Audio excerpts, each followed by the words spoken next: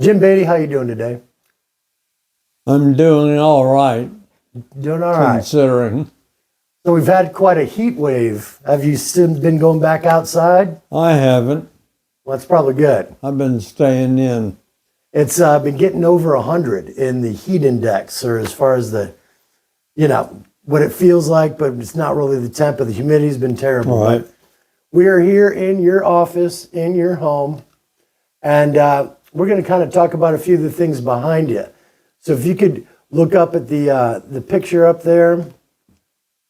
I know Garrett's in that picture. What are the different photographs, and who are the people in the? There's one of them I don't know.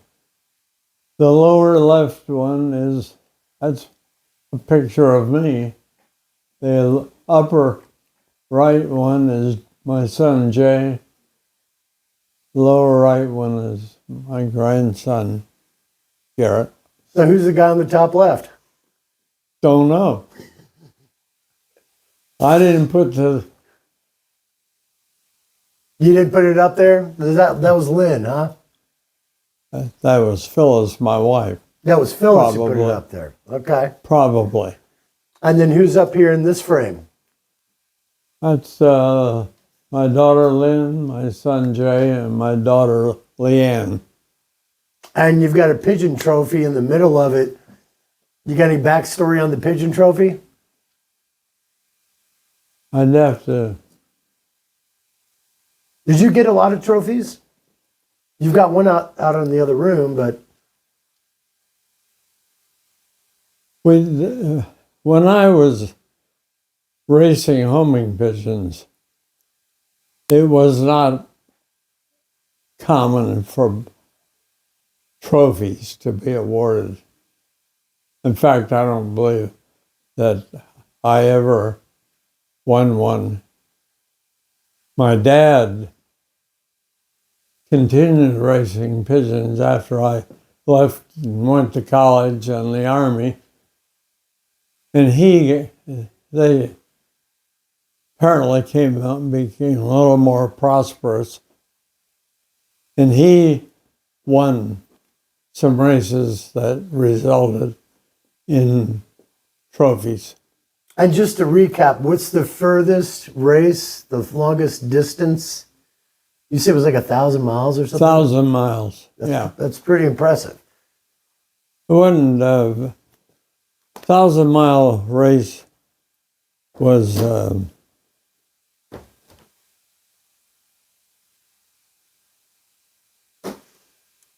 we flew it.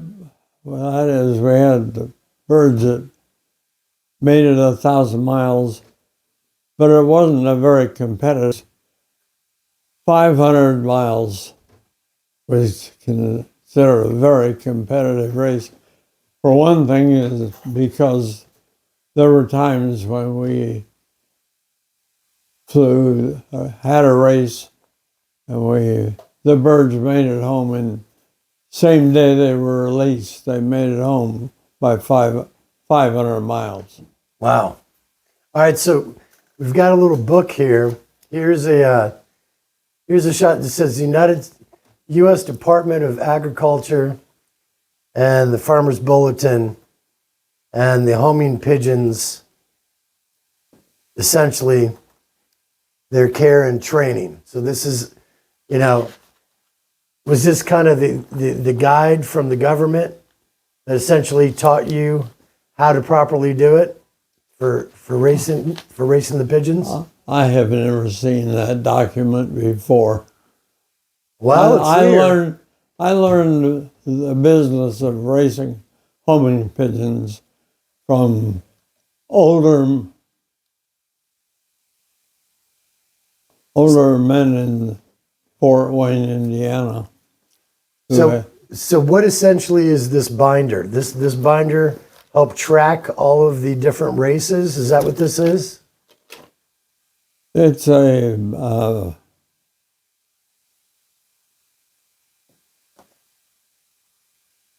Yeah, it looks like this says BC hen register number, HM Beatty, Fort Wayne, Indiana.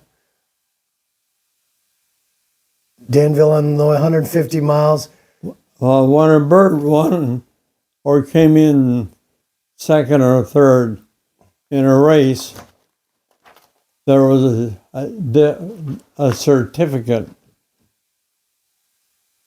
So this was the There's certificate? an American Racing Pigeon Union. So this was for each race. You got a certificate. Yeah.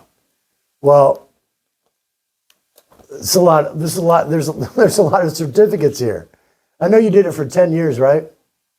I did it for probably 10 years. And my dad did it after I, as I've indicated before, after I went to college and went to the Army. He continued, and much of what's in the book is a result of his efforts. Of his efforts. Yeah. What's the But percentage that's yours? What do you think? You got about 20% of it or half of it, or what's that? of what's in the book? Is about half of it yours or less Oh, I than don't that? know. So he started making this basically back in the day, and then what's this chart tracking? He kept track of each bird and where they came in every race, His own birds or the competition? his own. His own birds. Let's see if there's anything else. So basically, this was 100% tracking Yeah. and documentation of Right. each. And then I'm assuming each bird had a tag and a number on it. When a bird hatches, about 6 or 7 days after they hatch, there is a seamless aluminum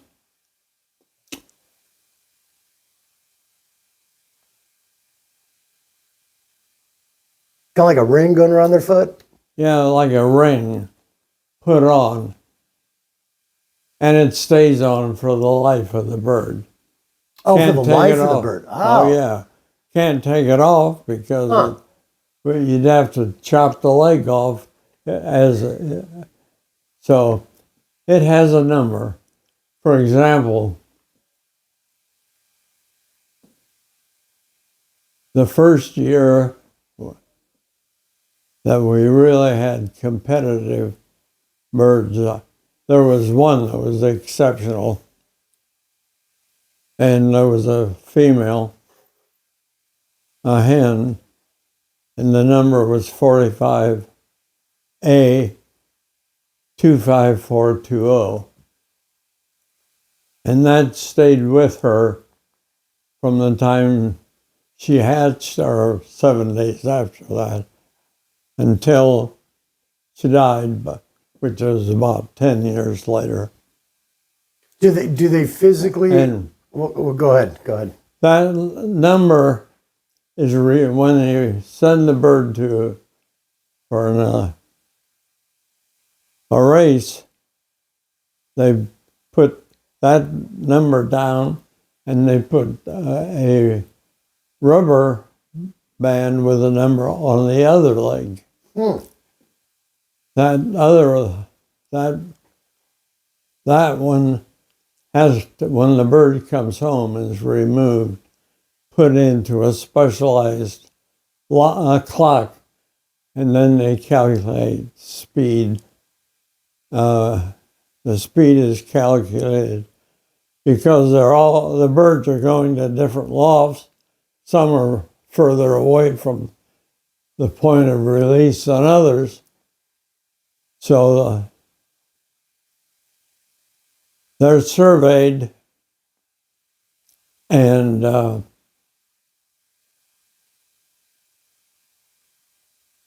then the speed is calculated in yards per minute. And the bird that has the best yards per minute wins the race. And how fast do they get? Well, generally speaking, they get around, say, 35, 40 miles per hour.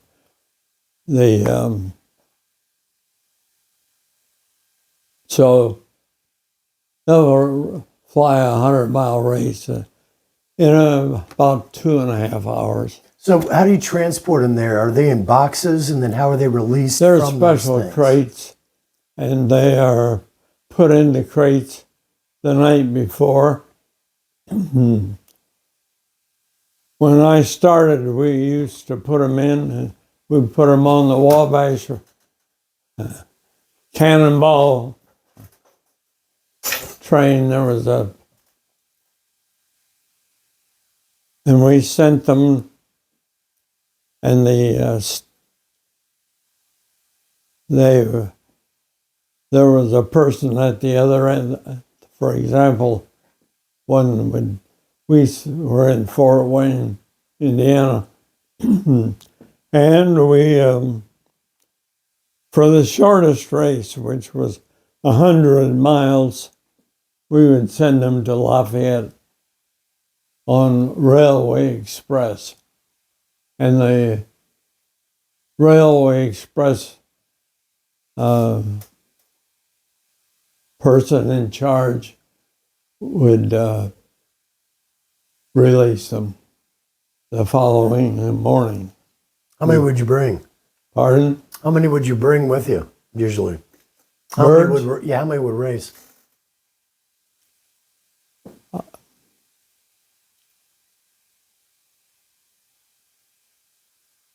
Young ones, 10, maybe 15 even. Older birds, we would only, So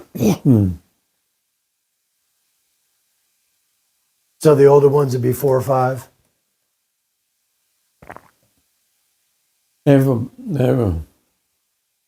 we had 2 series.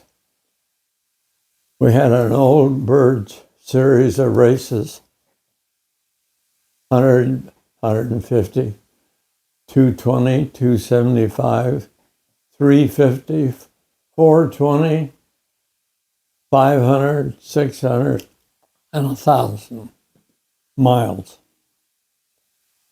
And for the youngsters, we just had 4, 100, 150, 220, and a 275. So do you have to pay each bird? Do you have to pay for each bird to race? Yes, How much was that? not much. Like a I quarter? don't remember. Like was it just change? This was in the late 1940s. Right. So it's maybe like a nickel a bird or something, or like probably that cheap, I would assume. Around there. Yes. All right, so we're going to get into this as well. So this binder here has a lot of different articles and things that you've been through. So I'm going to kind of hold them up and say what it is in front of the camera. So this is a decade in politics, essentially. It's an interview. Well, essentially, a reporter wrote this up about you and said this column's choice for the Marion County politician of a decade is James W. Beatty. Beatty's Democratic County chairman has lost some and won some. His influence of local politicians goes deeper in the outcome in Indianapolis, and an intellectual, and he has raised a level of political debate and example. So basically, he goes kind of through the whole thing, just giving a lot of compliments and credits to you. Yeah. Do you remember when he interviewed you about this? No. No? Were you interviewed for this, or did you just write it up? No, I don't think I was. So you just wrote it up. Yeah. Did you? He knew me. He knew you. Yeah. Did you get in the paper a lot over the years? Is this one of the only times you got in the paper, or it No.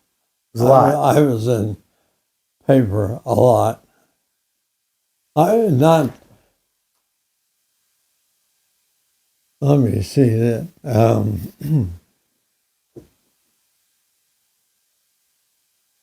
He wrote for the Indianapolis News, I believe. Yeah. And that was the afternoon paper owned by the same company that owned the Indianapolis Star. We had 3 newspapers at that time. Star, Star, News, Times. Times. So speaking of the time, $5.44 for a gallon of paint. I mean, you know, it's not, I mean, what is it now? 15, 20, maybe $30? I guess it's probably gone up a lot. But anyway, all right. So going into this thing, Beatty AFL-CIO choice for mayor in primary. So this was them essentially saying that you've been the one, you're going to be the one to go run for mayor. You want to say anything about this specifically? I lost. Excuse me.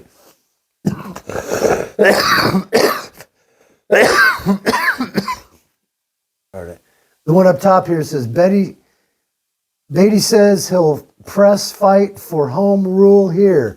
Democratic County Chairman James Beatty said today, if elected mayor, he will push for home rule for Indianapolis. Speaking at a weekly luncheon meeting attended by the party workers and the ISTA building, we may be anxious to forget the late unlaminated state legislature. They will do little legislative assembly, and we will fight for the right for themselves to make those decisions, which are primarily for Indianapolis, to fundraise and to get back to our proper share of revenue we contributed to the state.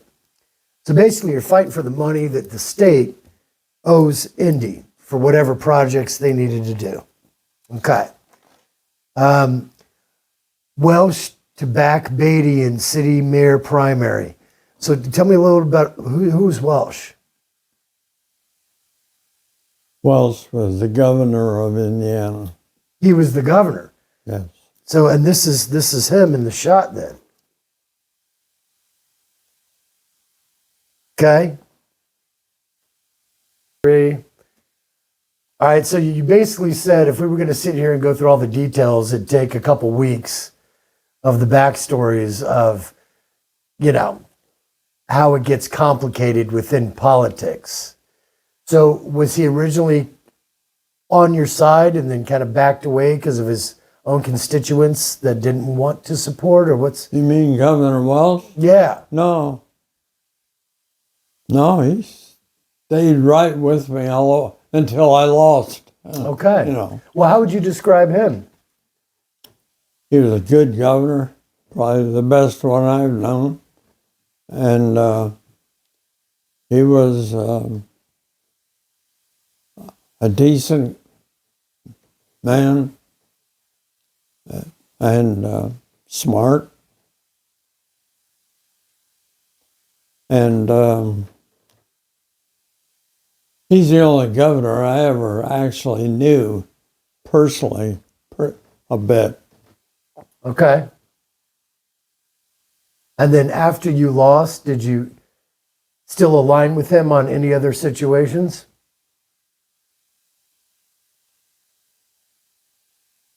Probably Yeah. so. Okay. All right, well, moving on. So, Kennedy and Beatty, is there a parallel? I mean, this is literally John F. Kennedy in this clipping. It may just be coincidence, but it appears that there are more and more similarities between James W. Beatty and Democratic Chairman and late President John F. Kennedy. When that came out, they said you were compared to Kennedy with similarities. What did you think about that? I don't think I objected, but I didn't write it either.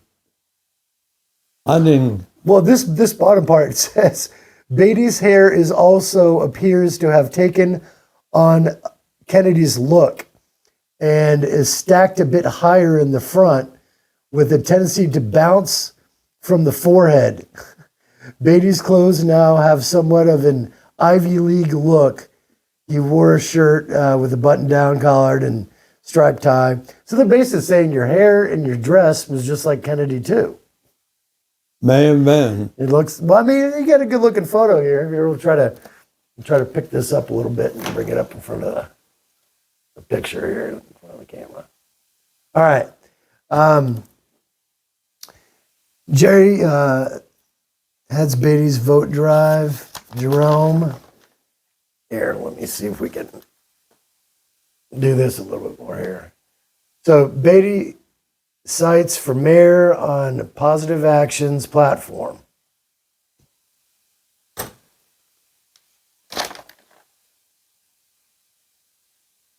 Beatty receives Weber backing. Do you remember Weber? Hmm? So describe Weber. What was that? Who was he? County commissioner. County commissioner? Okay.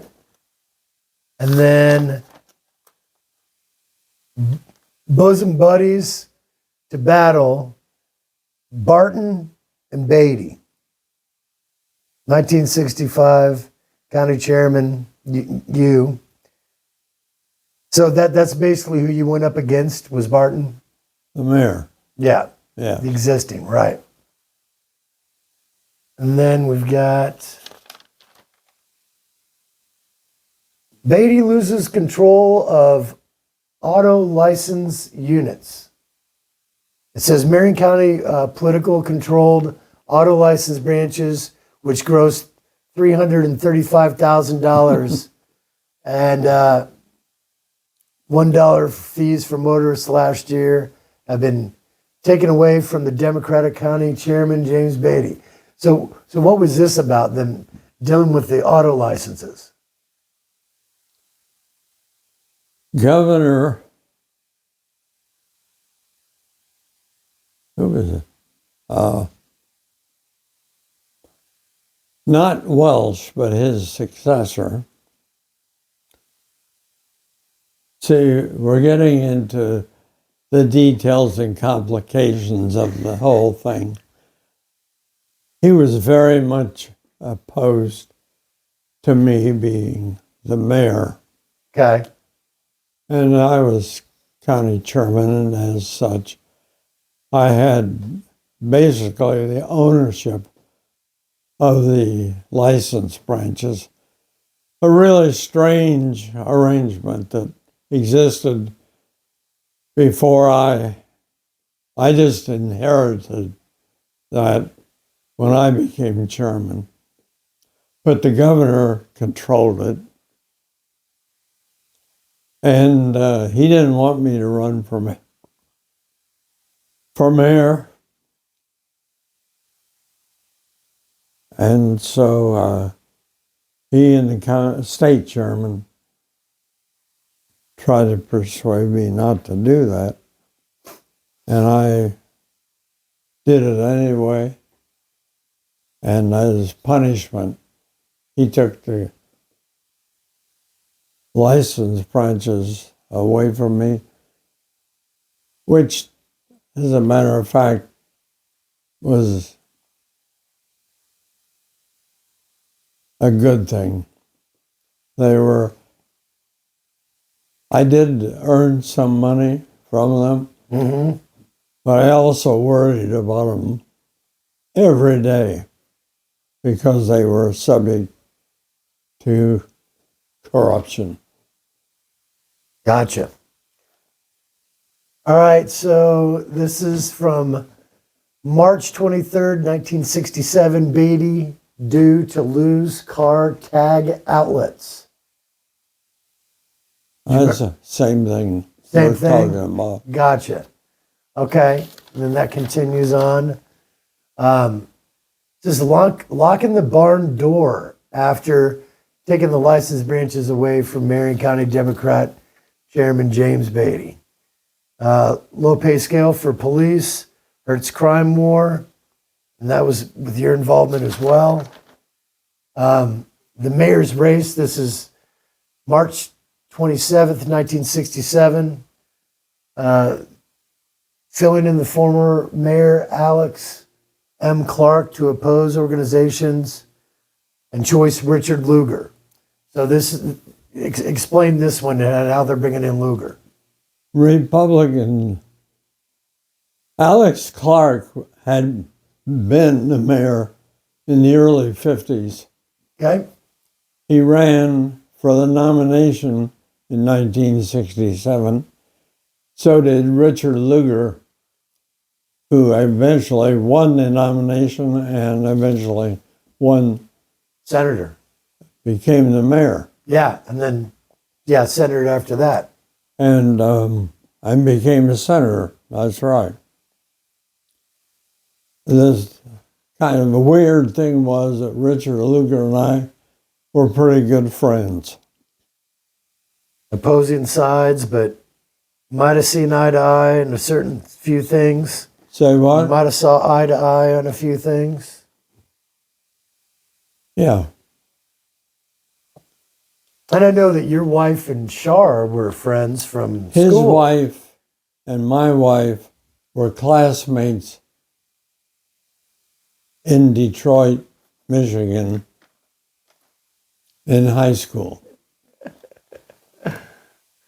What's that? This is great. So we've got a caricature, you and Welsh in a boat, and then Barton and Brannigan,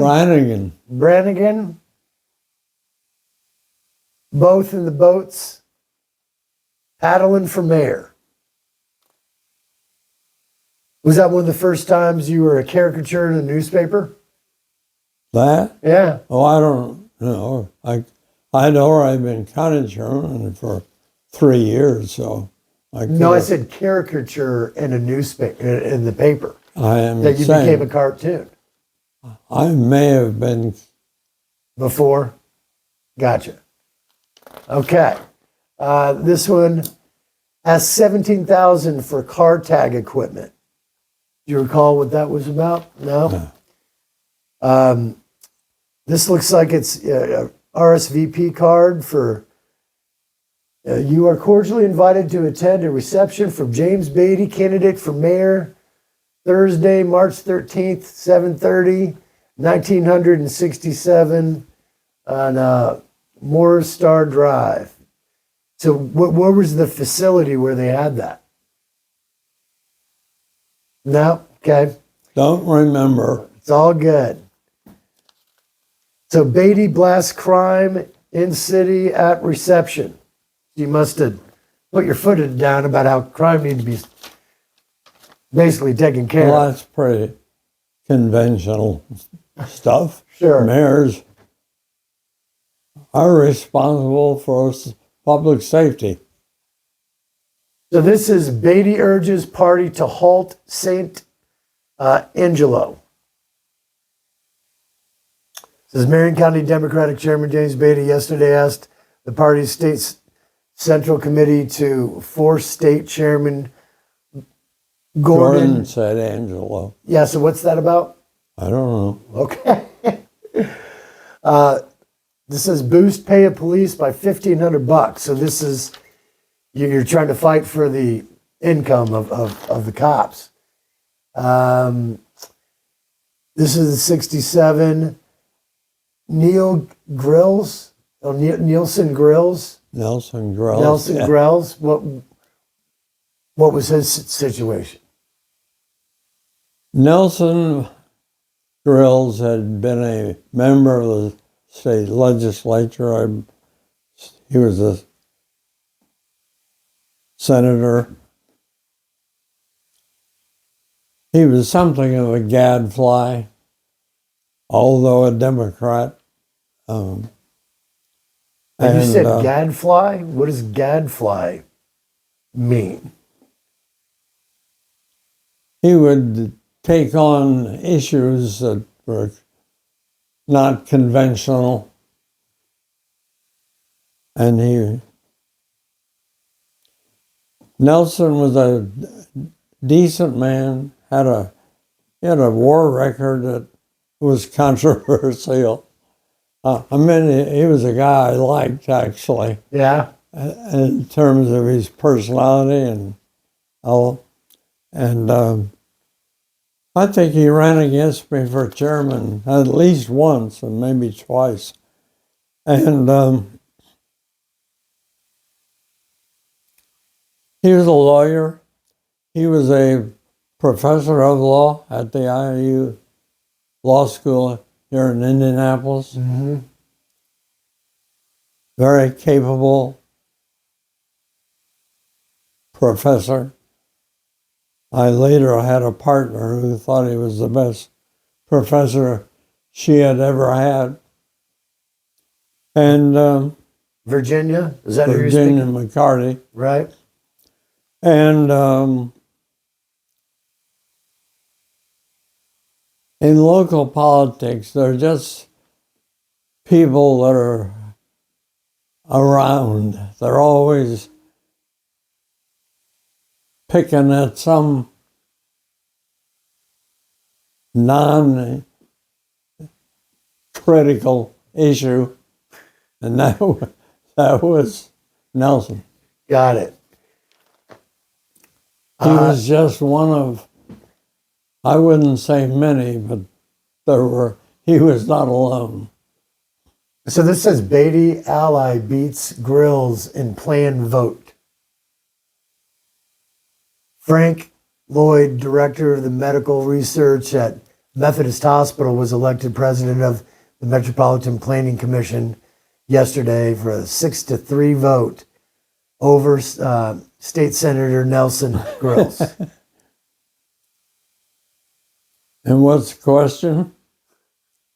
Well, I mean, what was kind of the situation with this?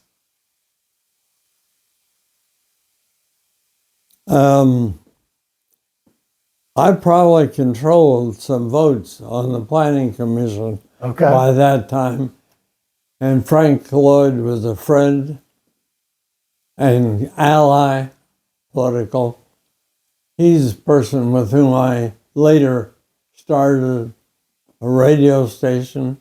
WTLC. Yes. Okay. Edelson resigns from Progress Committee. Were you close with Edelson? Mm-hmm. What were some of his accomplishments?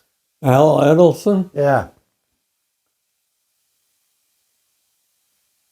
Um, Well, he obviously resigned from the Progress Committee. Was there a reason he had to resign?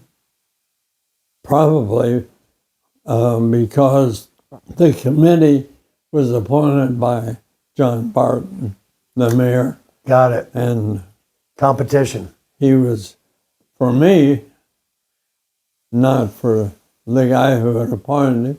So he did the right thing. Okay. You get support of an He was a businessman, by the way. He wasn't in. He didn't have a paying job in politics. Gotcha. So what about John O'Brien, who was a... Jack, Oh, he goes by Jack? yeah. It says John T. and then Jackson parentheses, who filed for the Democratic nomination for Indianapolis mayor. Says he gives you your support, and he was a ex-candidate. Basically was in the Democratic side and supporting you. Put him in the Gadfly column. Gotcha. Oh, now we got some pictures. So here, this is, let's see you, That's my wife. that's Phyllis. And you're a lot taller than her, weren't you? Well, we were much older in that picture. You both look pretty happy, though. Smiling ear to ear. And this says the political conversations can be mighty confusing. And it's Wild Hack and Grills. I'm not really sure what this is going through. The costly letters.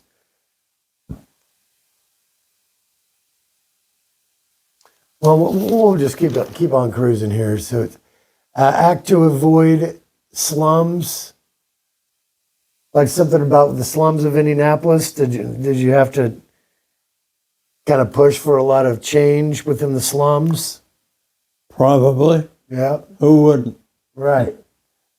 And we got Toastmasters here.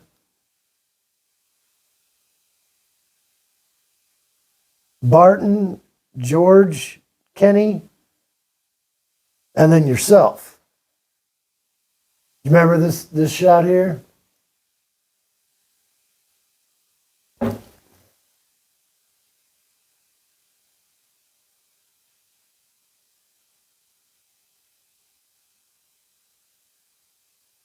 I don't know who George Kenny is or was. It's probably just freeloading. Let me see here.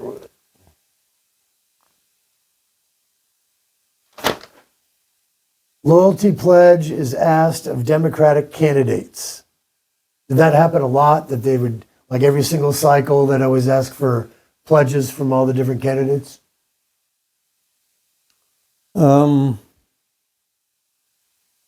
I suppose it did. It was not something that I don't recall that I ever did it, because if you got to ask them to pledge it, why? What does that mean to have to pledge it? Does that just, I'm committing to do this? What's it mean when you take an oath to to be a good public servant? Okay, abide by the rules and make it happen. Yeah. All right.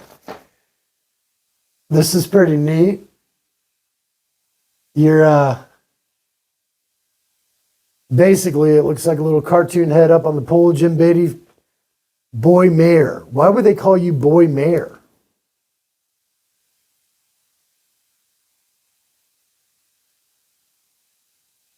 Was that a I tagline was or something? 35 or 36. Okay, so you were a boy in their eyes. So, yeah. And John Barton was about 65. Okay, so 35 against 65. Sort of, yeah. Wow. When this says two jobs don't conflict, Beatty has been a candidate. This is kind of a big article. Let me just say something. Yep. If I were listening to this, I think I'd want to know why I was running against A 65-year-old man. 65-year-old man who I had helped elect in the first place, and who was of my own party. And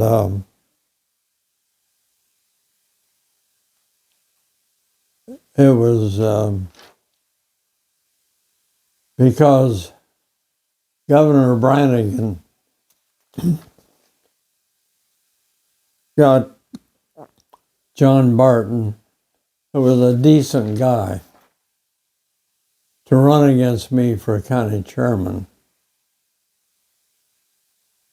And as I told you, things are complicated, but the short of it is, I opposed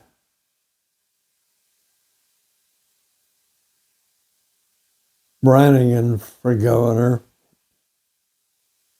and he knew it. I didn't conceal it. And he was trying to get even, and he asked Barton to run against me for county, when I ran for county, for re-election as county chairman. And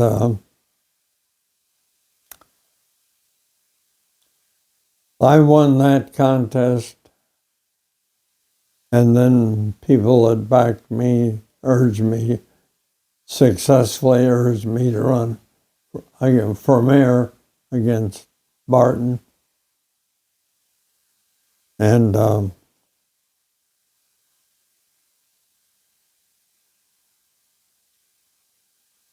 he beat me in the primary.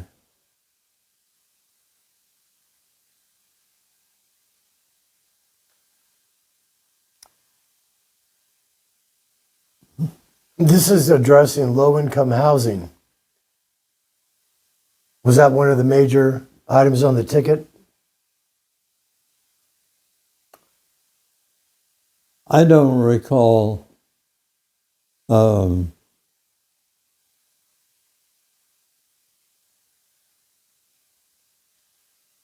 Let's talk about the Riley Center development and the inner loop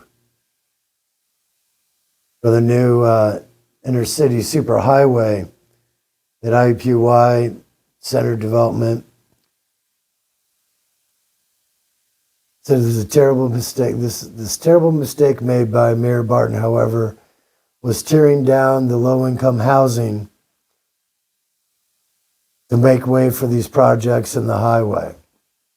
I guess a lot of the housing was getting torn down because of them bringing in probably 70 and 65 and well, the highway became an issue, and it went not just with me. My friend Andy Jacobs, who was a member of Congress, was involved in it. A lot of people were involved.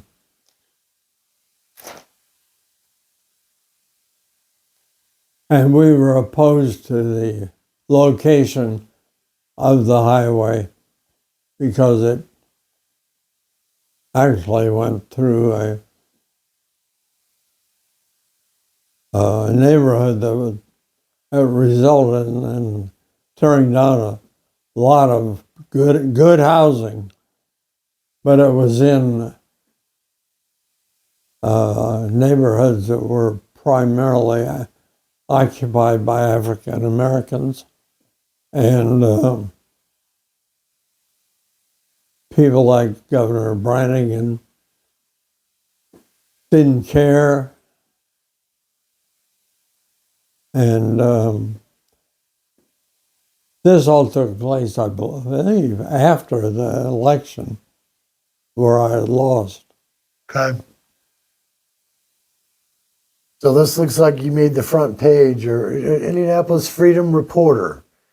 Badia sales, Barton's record. But you beat it. And dirty, broken streets and walks in the inner city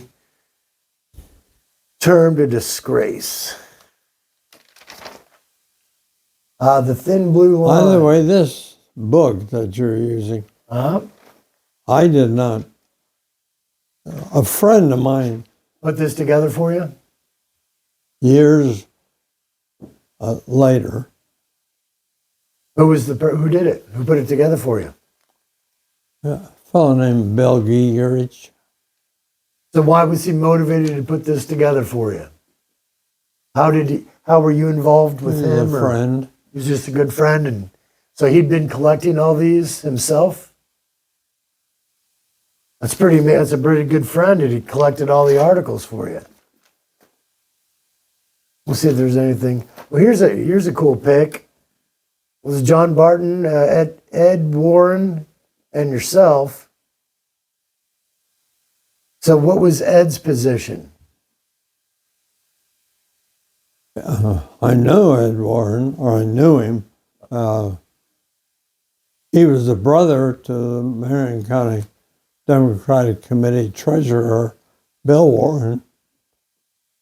He was just a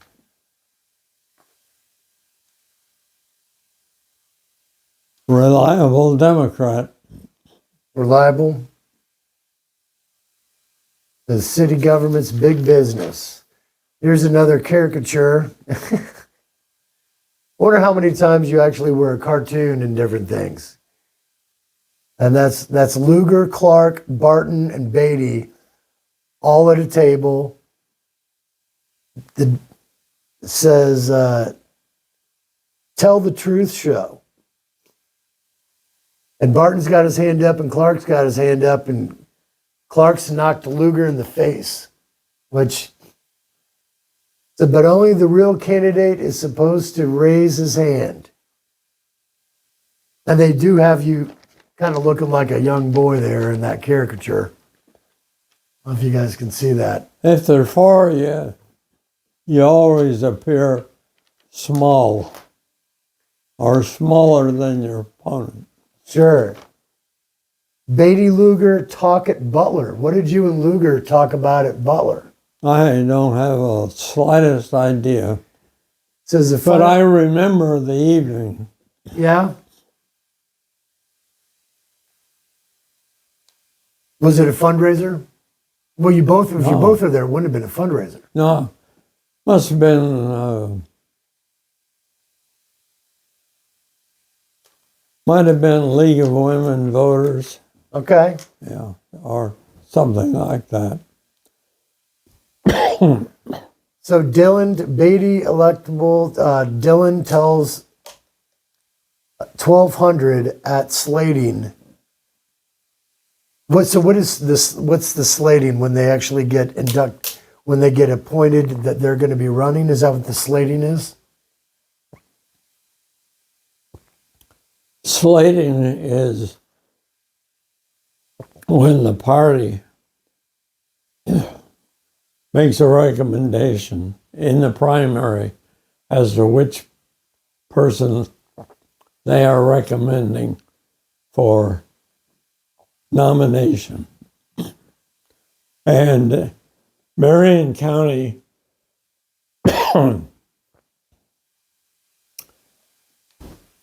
began slating by voting, which in most places slating the county chairman does it. In Marion County, Indiana, the chairman doesn't do it. Chairman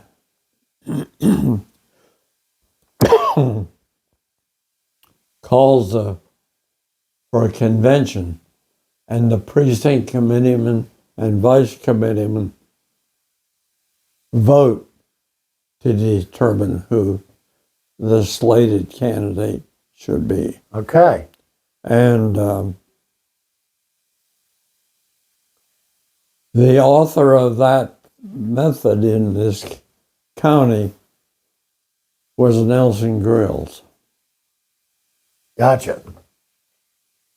So here's high school pics of Char Lugar and Phyllis Beatty, Mm-hmm. and then present day at that time pics of them. So let's bring this up. This is pretty neat. So you literally got the high school version and the adult version of both women from when they knew each other from back in the day. I don't think many people knew that they had been friends and were continuing to be friends. And in fact, I got a Christmas card From Char? this past Christmas. Yeah.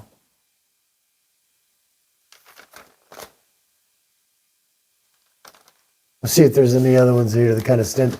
So, was this some type of promotional bullet? What exactly is this? It says Democratic Committee for Beatty for Mayor. Was this just another publication? I don't know what you're looking It says at. Mr. Nelson Gills. It's all kind of typed out here. It's got the Finance Committee, a list of the Finance Committee. It's got. Well, that would be some kind of a piece that was designed to persuade people. Marketing piece, okay. Yeah. There's a nice picture of you right there.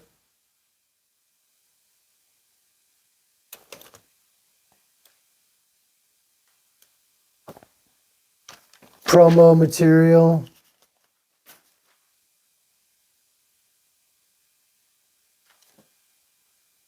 Barton aides say Beatty violated election laws.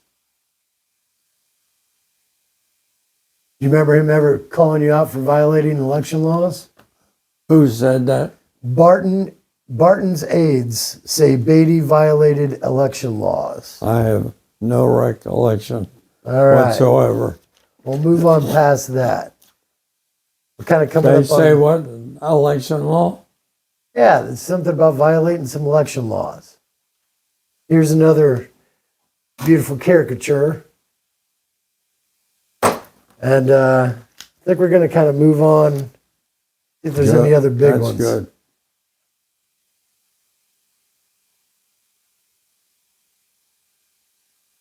Okay.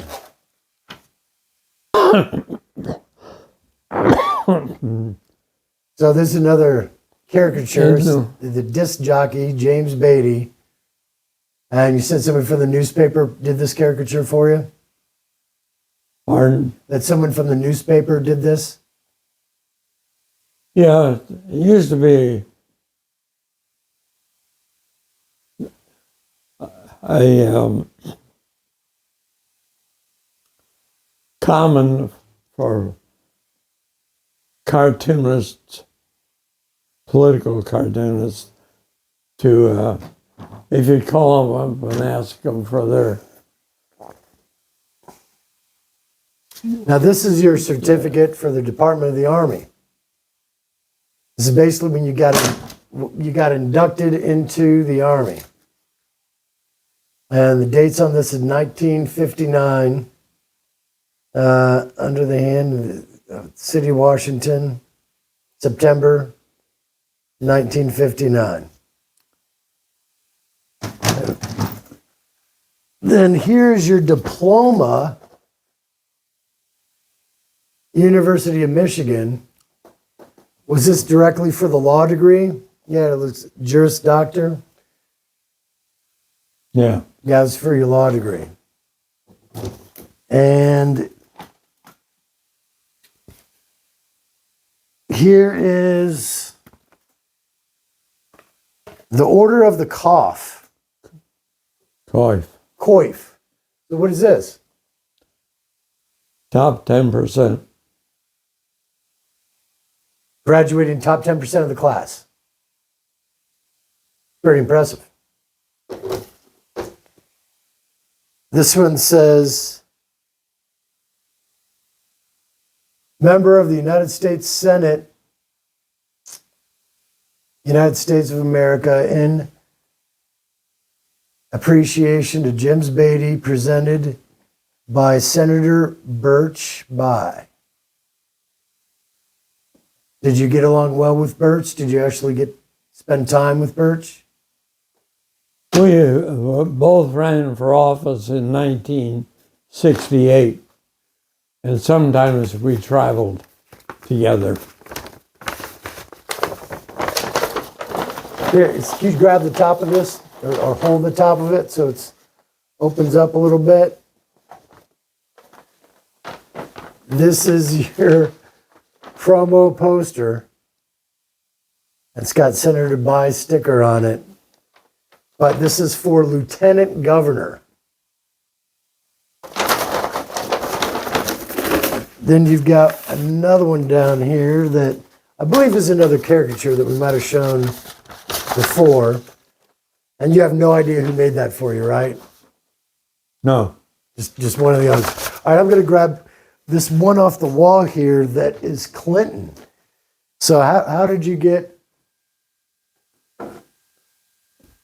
acquire this? Let's see what it is.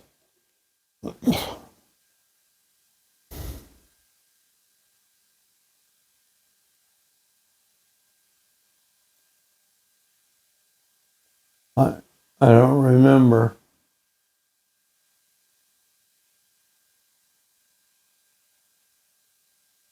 Yeah, it definitely is a little signature of Bill. Could you have gotten this when you were out in Washington, D.C.? Don't think so. Okay. And then you've got one on the wall that says United States Court of Military Appeals. Well, when I was in the Army, I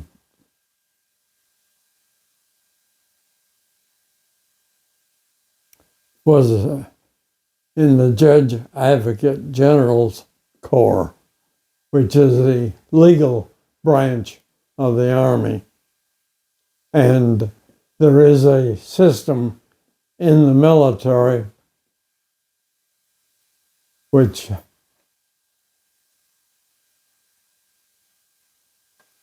is similar to the civilian, except that it's the military. And if you have a case and if you're a defendant and lose, you can appeal. So that's like being a member of the U.S. Supreme Court, admitted to the bar. It's similar, which I am, by the way, admitted at the U.S. Supreme Court. But this is the top military court, that document. It allows you to practice law before that court. Understood. Well, thank you for explaining all of these pieces of memorabilia that you have earned. Mm. I mean, that's a lot of articles too. I'm sure there's probably even more that, you know, you could speak of. But anyway, is there anything else you'd like to say about all these different items that you've been able to earn throughout your life?